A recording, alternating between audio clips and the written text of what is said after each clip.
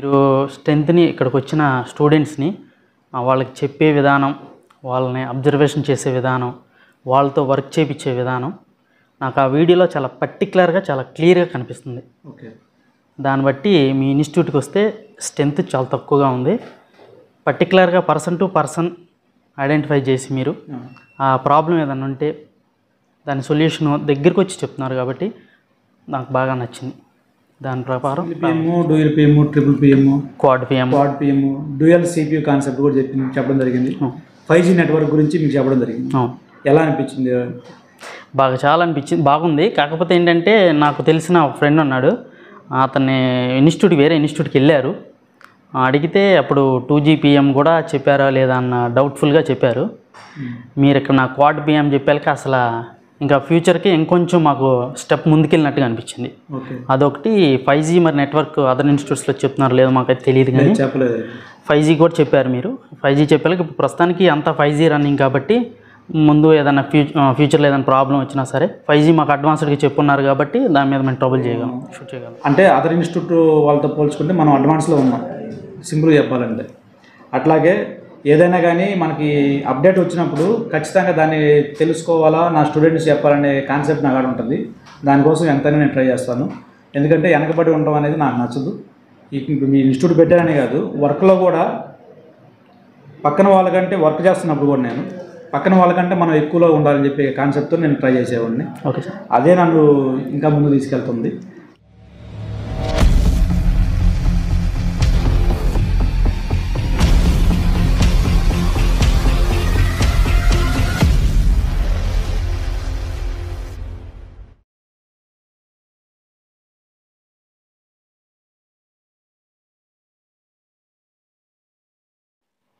Okay అండి. అలాగే మన మధ్యలో గోపి గారు ఉన్నారు.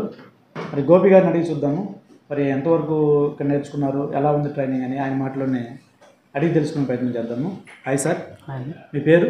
గోపికృష్ణ గారు. ఎక్కడి నుంచి వచ్చారు? తిరువూరు, విజయవాడ దగ్గర. తిరువూరు. ఓకే.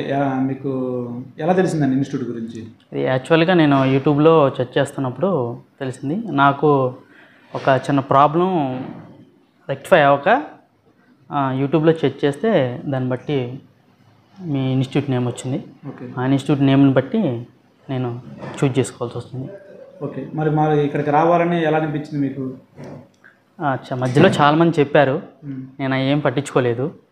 మీరు స్ట్రెంత్ని ఇక్కడికి వచ్చిన స్టూడెంట్స్ని వాళ్ళకి చెప్పే విధానం, వాళ్ళని అబ్జర్వేషన్ చేసే విధానం, వాళ్ళతో వర్క్ చేయించే విధానం నాకు ఆ వీడియోలో చాలా పర్టికులర్గా చాలా క్లియర్గా కనిపిస్తుంది. ఓకే. దాన్ని బట్టి మీ ఇన్స్టిట్యూట్కి వస్తే స్ట్రెంత్ చాలా తక్కువగా ఉంది. పర్టికులర్గా పర్సన్ టు పర్సన్ ఐడెంటిఫై చేసి మీరు ఆ ప్రాబ్లం ఏదైనా ఉంటే దాని సొల్యూషన్ దగ్గరికి వచ్చి చెప్తున్నారు కాబట్టి నాకు బాగా నచ్చింది. దాని ప్రకారం రావాల్సి వచ్చింది. వచ్చారు. మరి ఎలా అనిపించిందండి? 20 days అంటే తక్కువ టైం కదా, చాలా తక్కువ టైము. ఇంత షార్ట్ టైంలో మనం నేర్చుకోగలమనే డౌట్ కూడా ఉండొచ్చు. ఎలా అనిపించింది? నేర్చుకోగలం అనిపించిందా లేదా? ఫస్ట్ అయితే 100% ఆ డౌటే ఉండేది. ఓకే. ఈ 20 daysలో ఎలా నేర్పుతారు ఏంటి అని అనుకున్నాను. కాకపోతే ఫస్ట్ ఒక 3 days 4 days కూడా నాకు కొంచెం కన్ఫ్యూజ్గా ఉంది.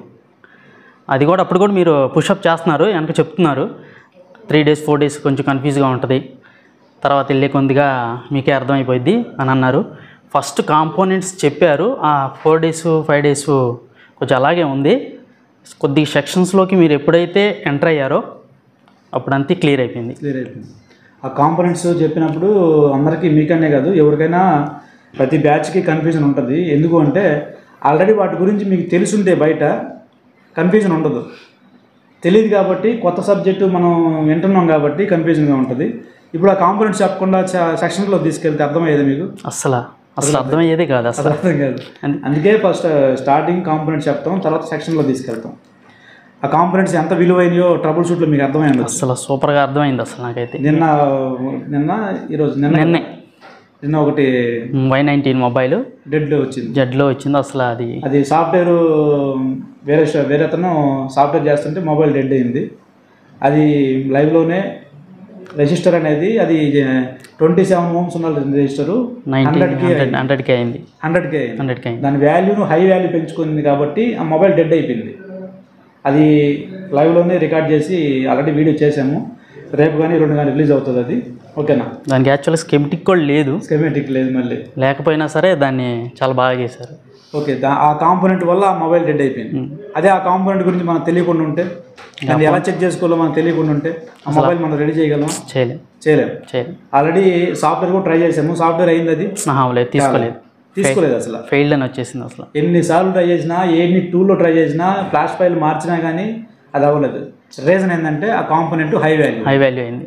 ఆ కాంపోనెంట్ ఎప్పుడైతే రీప్లేస్ చేసామో అప్పుడే మొబైల్ సక్సెస్ అయ్యింది కదా.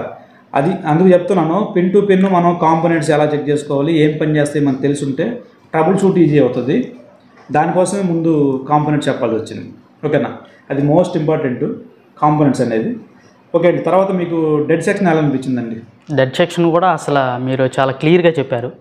ఆ చెప్పే విధానం, ఆ ట్రబుల్ షూట్ చేసే విధానం, అసలు పవర్ ఐసీ దగ్గరికి మీరు ఫస్ట్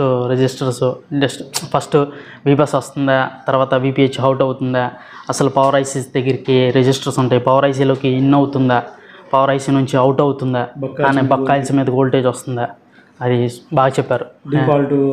డిఫాల్ట్ ఆన్లో ఉండే ఎనేబుల్స్, పిఎస్ వోల్డ్, సిపి నుంచి power on reset, super excellent, బాగా చెప్పారు. అది టోటల్గా ఎట్లా అనిపించింది? Single PM, dual PM, triple PM, quad PM, dual CPU concept కూడా చెప్పడం జరిగింది.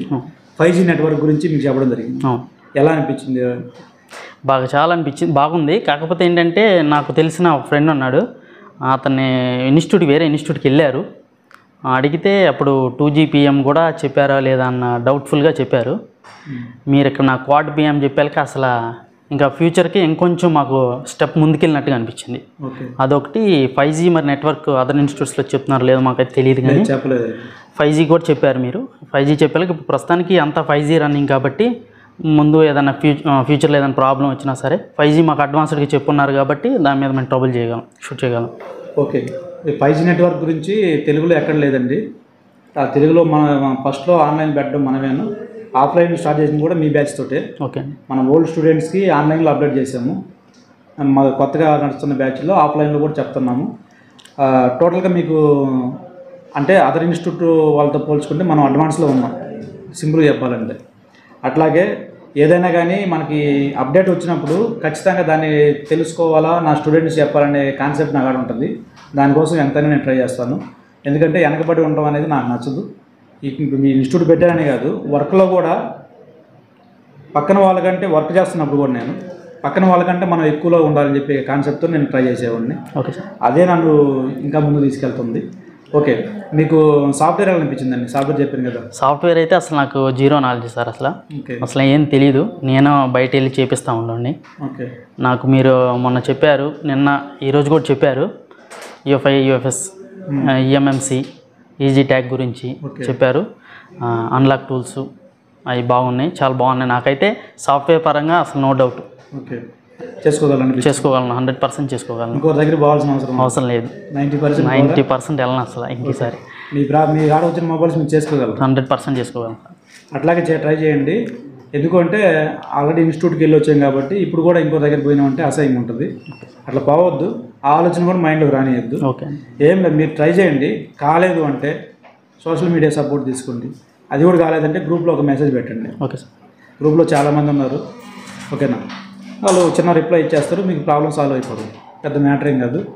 మనం ఇక్కడికి వచ్చిన తర్వాత కూడా వాళ్ళ దగ్గర పోతున్నాం అంటే ముందు మీకు కాదు బ్యాడ్ నేమ్, నాకు బ్యాడ్ నేమ్ వస్తుంది. అక్కడ ఏం నేర్పించారు అనే క్వశ్చన్ మార్క్ అయితే ఏర్పడుతుంది. ఇక్కడ నేర్పించామా నేర్పించలేదా, చెప్పినా చెప్పలేదా అనేది మీకు తెలుసు, మాకు తెలుసు. బయట వాళ్ళకి తెలియదు కదా. తెలియదు. మీరు అట్ట పోయారనుకోండి నన్నే అనుకుంటారు ఫస్ట్. అలా అయితే వెళ్ళొద్దు. ఒకరి మీద ఎప్పుడు డిపెండ్ అవ్వద్దు. మిమ్మల్ని మీరు నమ్ముకోండి. మీరు ఎంత చెప్పాక కూడా ఇంకా డిపెండ్ అవ్వకూడదు. మీరు ఇచ్చే ఆ నోట్స్, ఆ వే అంతా చాలా క్లియర్గా ఉంది మాకు. ఒకరి మీద డిపెండ్ అవ్వాలని ఆలోచన అసలు రాకూడదు. ఓకే, మీరు ట్రై చేయండి. ట్రై చేసేంత వరకు కాకపోతే నాకు మెసేజ్ చేయండి. ఓకే సార్, నేను చెప్తాను. ఓకేనా? Okay sir. ఓకే, ఫర్దర్గా రావాలనుకున్న వాళ్ళకి ఏమైనా చెప్తారా, సూచనలు, సలహాలు? 100% చెప్తాను. మీరు 0 to 100% ఈ ఇన్స్టిట్యూట్లో మస్ట్ అండ్ షుడ్గా గెయిన్ చేయగలరు.